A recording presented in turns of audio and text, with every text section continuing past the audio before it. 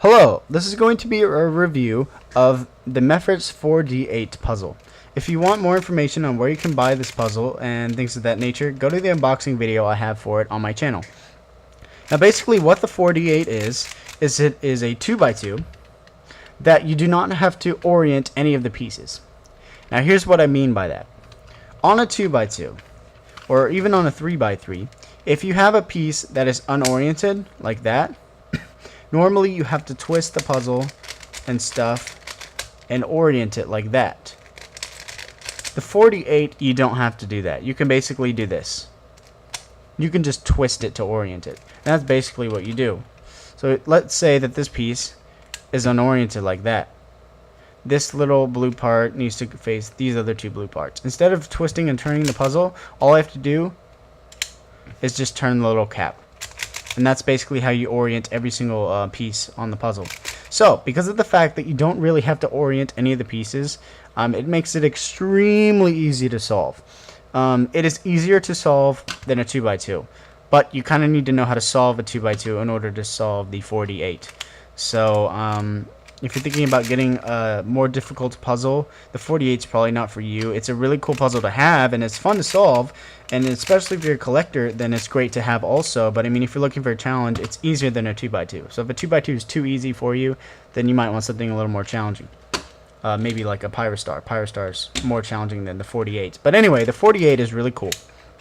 The stickers of the 48 are the Meffert's PET labels. Now, I've had some really terrible experiences with the PET labels on the Megaminx. When the PET Megaminx came out, the stickers that they gave me were of terrible quality, and I don't really want to go over that again. If you want more information on how much I hate the PET labels, go to my cubing collection video, the part where I talk about Megaminxes. I spend a lot of time talking about the Meffert's PET labels. But anyway, these seem to be holding up pretty well. They haven't really started to tear or anything, and I think Meffert has definitely upped the quality on their PET labels since the last puzzle I got with PET labels, which again is the Megaminx. But as for the orientation of the pieces, I think it works. I mean, there's no really set orientation. I mean, you have a lot of opposites. So you have the dark green, or opposite the light green, so dark, light. You have a yellow opposite a pink. You have a dark blue opposite of a light blue, and you have a orange opposite a kind of reddish orange. This is kind of like the Crayola color red orange, like you have in your little Crayola crayons. Red orange and orange. And this is a really pale orange, similar to the Rubik's brand color of orange. I don't really like the shade of the colors. I think the blue is really dark and it almost looks like purple, and the green is really dark also. So I would like to change the color orientation a little bit, but all the colors are very distinguishable from each other, and you're not really going to get confused or anything. As for the building quality of the puzzle, this puzzle is not easy to lubricate. These outer twisty parts right here are extremely smooth, and they have a great locking mechanism. They have one of the best locking mechanisms on a puzzle that I've ever seen. They click into place very firmly, and yet they can still move with very nice smoothiness. Yes, I said smoothiness.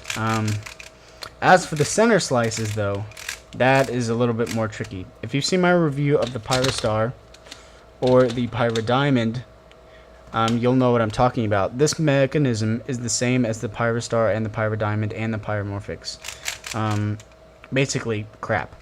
The way that this is built is with very nasty plastic, and when you silicone the plastic, because of the quality of the plastic, it actually bonds together, and you have to forcefully break apart the pieces and grind it together.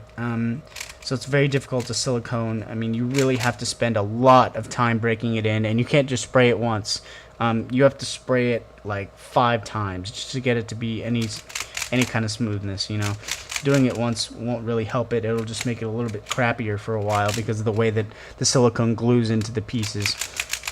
But as for that, I mean, if you have the time to put in to making this puzzle smooth, then you can make it smooth, but you're going to have to silicone it a lot. You can't just spray it in the top either. You have to spray it like in all 6 sides and really forcefully grind it in there, and the pieces will glue together for a short time. After you break them apart, they'll start to smoothen up a little bit, but in the meantime, it's going to be very, very difficult to turn the puzzle.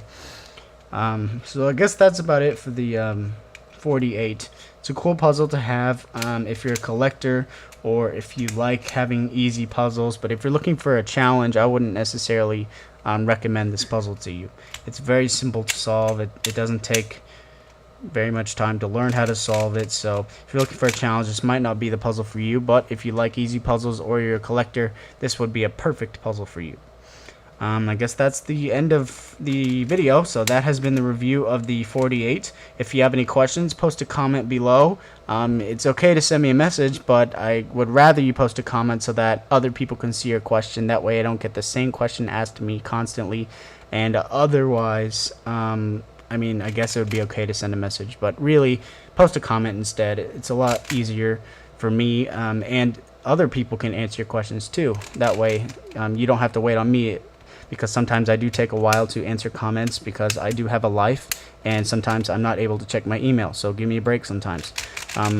Anyway, I'm rambling, so I'm just going to close out the video.